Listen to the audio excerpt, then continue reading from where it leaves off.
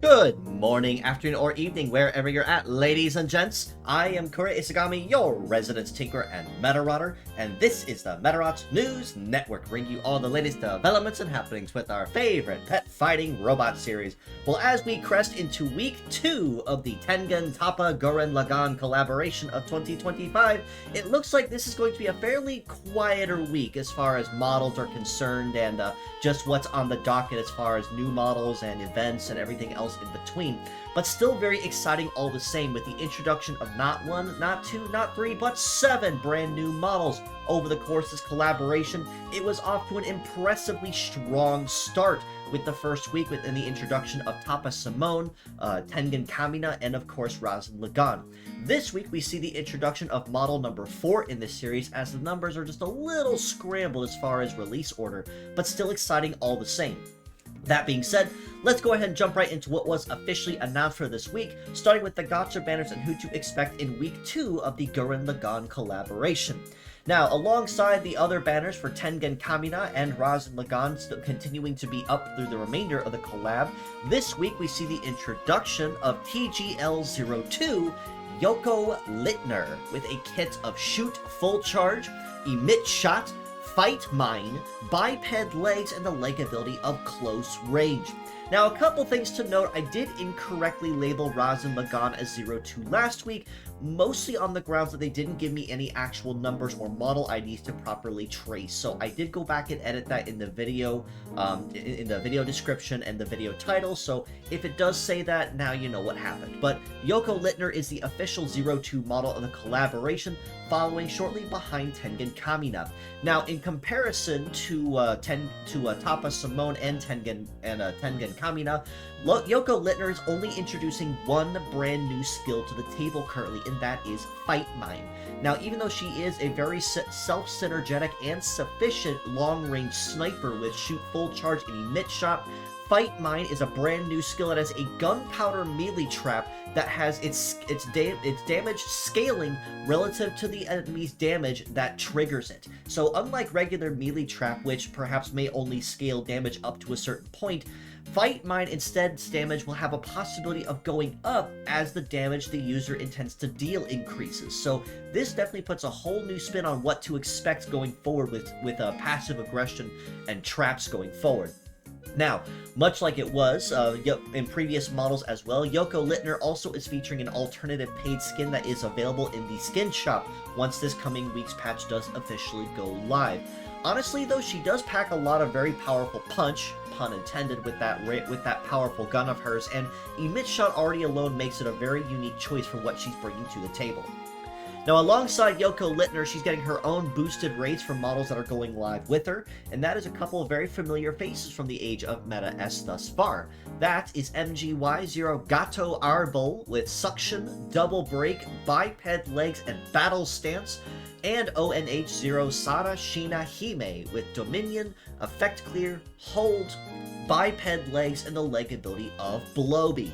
Now, a couple things to mention on these models specifically is that, first of all, they both are capable of tune-up, which means that the skills that you're already seeing here actually have the possibility of being even more potent once some training and some refinement has been done. So a lot of very nice perks on there, such as reduced CG requirements for Break, Dominion at changing A rank on terrain to S rank, and so on and so forth. But still very powerful utility range models all the same, with what these two are bringing to the table alongside Yoko Littner once this week's patch does officially go up. For the Fierce battles we have this week, it's going to be a pretty mixed utility for beginner-friendly week as well. So kind of carrying to a same pattern that we've seen all through October so far, focusing on a lot of models that are really good for new players or even early rookies that are just starting out. On this top row, we're starting with PCP0 War Headley with Optic Guard, Double Napalm, Tank Legs, and Heavy Arms. GBK01 Melody Beat with Super Repair, Wave, Missile, Multi-Legs, and All-Rounder. And BTA0 Mekong Narob with Guard Boost, Double Provoke, Sea Legs, and Blowbeat. On the bottom row, we have FSK0 Jinban Fairy with Charge Plant, Double Claw, Flight Legs, and Snow Type. FRAY04 Aragostar with triple beam, wheeled legs, and excel, and last but not least, Ep.226 Kappa-Lord with beam, double anti-C, sea legs, and forester. So, like I said, it's very heavy utility-friendly week as far as what we can see here, and every single model has at least one good part that's worth holding onto. War Headley in particular is really good for heavy arms and tank legs to kind of compensate for the overall lower mobility and power stats that the tank legs are bringing. Melody Beat is good for your mixed range support, an all-rounder type for females, and Mekong Narob is really good for aggro tanks if you choose to pursue that route for your defender.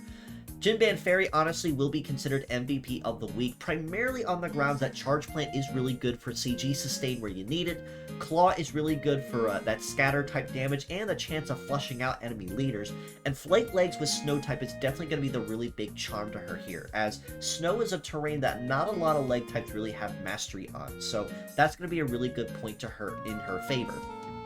Aragostar also is really good for wheeled legs and excel if you do need them, and Kappa-Lord also is fantastic for anti-sea coverage and sea legs with extra terrain mastery, much like Jinban Fairy.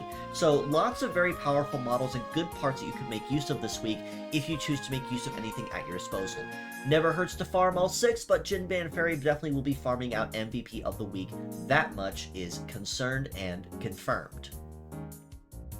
As far as events are concerned this week, starting Wave 2 of the collab event for Gurren Lagann, this week's events are going to be fairly quiet, so not really anything majorly huge aside from maybe another profile banner and monthly gacha tickets as you see, but the really big ticket of this one, of course, is the Mole medal, which is a sniper nature medal with a mastery in shooting, defense, and setup, and leg masteries in biped, tank, and flight. Now this event, compared to last week's, which was Score Attack, will be ticket-based. So that means that bonuses will be stacking per part equipped across the team as you arrange to have the team put together and arranged as far as what's being brought to the table. So this event's going to be a little more user-friendly on how exactly you put teams together, but it won't punish you or penalize you if you choose to go for pure sets either. So definitely going to be very good for farming a lot of events and rewards, and even extra resources you might find yourself in need of topping up on. Something else to mention as far as Medarot S is concerned is that Shushu Pop's birthday, the resident steampunk sweetie of the official Medarot YouTube channel, her birthday will be coming up sometime here in the next few days. So to celebrate, there will be a special banner featuring all 3 of her alternative forms, Shushu Pop, Shushu Pop 2, and Shushu 3, to celebrate much like it did with Cheerful Bunny earlier in the month. Honestly, of the 3, Shushu Pop is quite naturally my favorite of the 3, so I was so happy to finally collect all 3, and I still love to see and admire Shushu 3's alternative form with what she brings to the table. So, if she somehow finds my tiny little corner of the internet, happy birthday, Shushu Pop. It is a pleasure to have you as the resident steampunk sweetie both on this channel and on the official Medarot channel. May your day be blessed and always be special, and with many blessings going forward. For Meta Survivor, it's going to be relatively quiet, however, with the refresh and reset of the Blackmail event when he first dropped this last week, so not really anything to mention as far as what to expect there and anything to mention. So if you're looking for any other extra rewards, this is a good opportunity to pick up on some of those, and as well as a refreshed event featuring Blackmail himself as we kind of turn into the tail end of October into the early weeks of November. It's honestly hard telling what to expect both from Meta Survivor and Medarot S as we prepare to crest and hype up for Medarot Day here in the coming weeks toward the tail end of November. So it's going to be very exciting, and I'm interested to see what will be on the docket when we do officially start getting more word on Medarot Day. As far as community stuff is concerned, though, as always, we are continually looking for translators who assist us with any ongoing projects or endeavors. This includes the current ongoing Medarot 4 translation, or any other projects like the manga translation or anything else of the like. If you are knowledgeable in coding, cleaning Japanese, and have some time on your hands, or if you know somebody that might be willing to do so, we would love to hear from you and try to make something happen. So please don't hesitate to reach out to me, join our Discord in the link provided and ask around. We are more than happy to get you up to speed on what still needs done and what has been done to date. Alternatively, you can also donate to the cause with a link to Variant's crowdfunding in the comments below as well, where we can also commission some of those extra lines text to be translated on our behalf.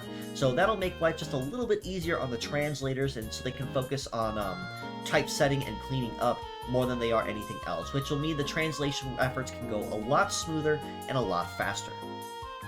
Continuing on with community-related stuff, as a friendly reminder, we are now over the halfway point in the Ori Meta contest for Project Rising Beetle. This contest has a duration from September 16th to the 11th of November, so it's starting to run here on crunch time as we get into the final final weeks for the event. So if you are still looking to participate, there is still time to do so. There is no theme for this event, so it is a free-for-all. You can design anything you please, within reason, of course, and the reward, of course, is personalized art drawn by yours truly, and a lucrative cash prize on the table for top prize, and of course, the runners-up in this contest if a certain number of entries has been met. So be sure that you join the official Rising Beetle Discord for the link to rules on that, so you know what to handle and how to design your concepts before submitting them.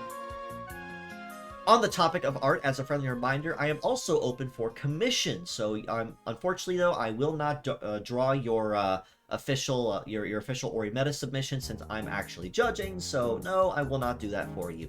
But I am also able to do live 2D models ready to rig, 3D models with the works, emote bundles, standard 2D art, and I also forgot to mention on here, I am now also on Card. You can find that link on my Twitter page with all the links to my commission information and any other services I might offer. I will do just about anything with affordable pricing, as you see here, but definitely feel free to reach out to me and we can most certainly try to make something happen. But that basically covers everything for this week's episode, so like I said, it is fairly quiet as far as to what to expect this week and what we can see going forward. With Yoko being the only model of the collab that's going live, it will be a relatively nice bridge week, I guess we can call it, as we kind of start to anticipate and expect and even guess what we might see in the final weeks toward the tail end of the collab. That being said, if you'd like to know more, you can follow us below on Facebook at the Medarot News Network page, or the Metabots Forever community on there that I do also run and manage. You can also join us on Discord in the link provided and in the comments below to keep an even closer ear to the ground on the action. This includes any new links to merchandise, fan art, contests, my weekly episodes, or anything else of the like. We would most certainly love to try to make something happen, and that is the first place you will hear before it goes anywhere else. Same can be said for our contest in question. You can also follow me on Twitter, Blue Sky, or Discord at IsaGamiKura, so if you'd love to reach out to me either for some feedback, some comments, or would love to collaborate or even commission me, I would love to try to make something happen with you, so please do not hesitate to reach out to me. I leave my DMs open on purpose for that very reason. All that being said, as always, I do appreciate you all for stopping in, just as you always do, and until next time, this is your host, Kura Isagami of the Medarot News Network, signing out.